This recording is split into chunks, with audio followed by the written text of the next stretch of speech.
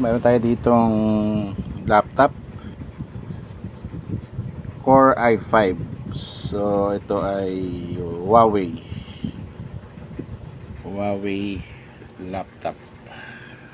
So gagawin natin dito, papalitan natin ng keyboard kasi may mga keys na hindi na siya gumagana. Okay, ito yung ipapalit natin keyboard.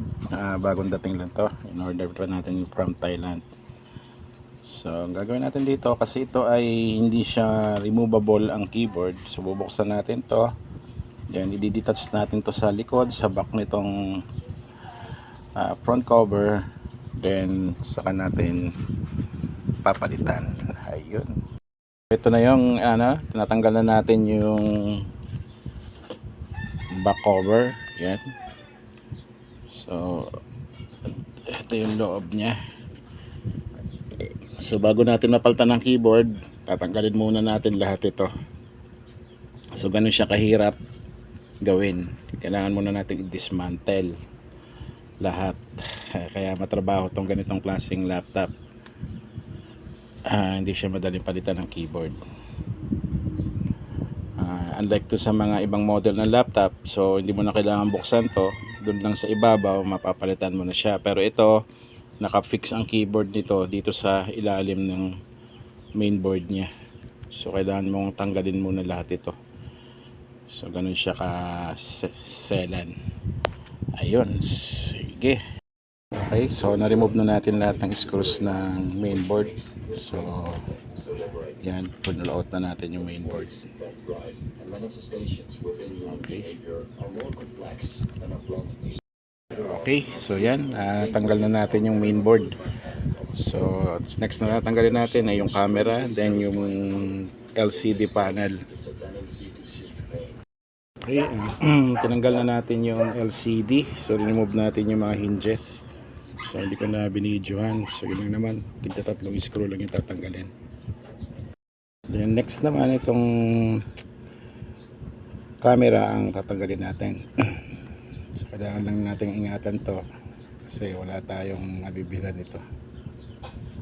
So ito na yan, natanggal na natin lahat ng mga obstacles dito. Ito, ingatan lang natin tong power button kasi baka masira natin yung flex.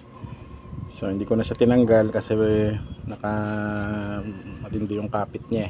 Ingatan na lang natin. So tatanggalin natin lahat itong mga rivets na to. So ganito kahirap to guys, ang pagpapalit ng keyboard.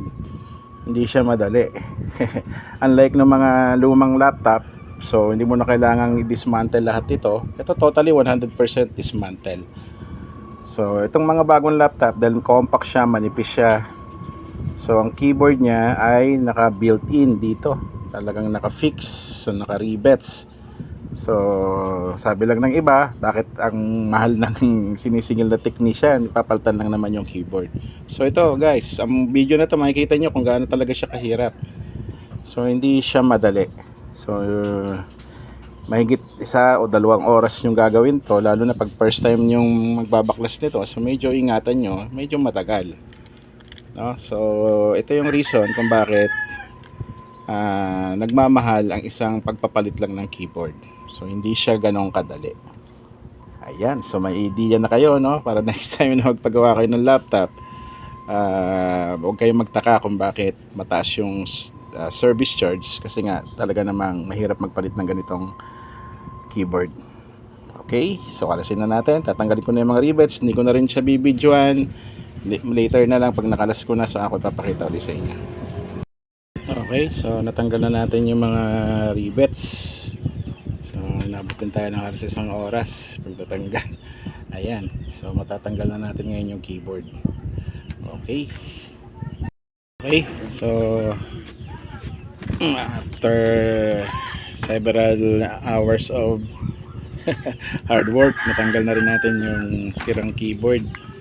So yan yung itsura nya kapag walang keyboard. So kakabit na natin yung bago. So ito na yung bago na keyboard. So kakabit na natin siya. Okay, okay na. So naikabit na natin yung keyboard, naibalik na natin yung mga rivets. Then ito, naibalik na natin lahat.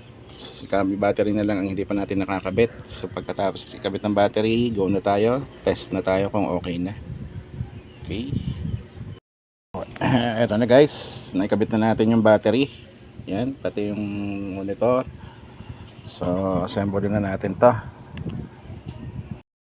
So ito guys, nabuo na natin. So ito na yung bagong keyboard. Nakikita nyo, yan yung bagong keyboard. So try natin i-power up for the first time ulit.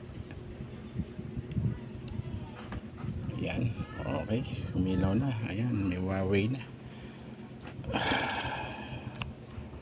So testing natin ang keyboard nito, kung gumagana ba.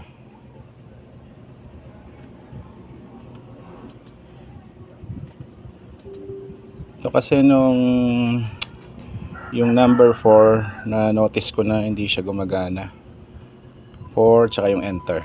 So tingnan natin ngayon kung gumagana na siya.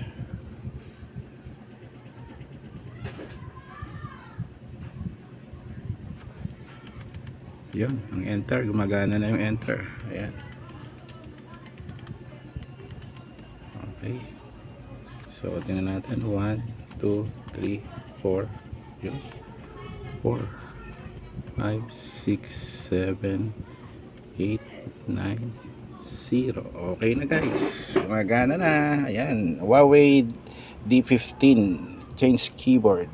Ayun, mahirap lang guys gawin, tsaga-tsaga lang. Thank you for watching.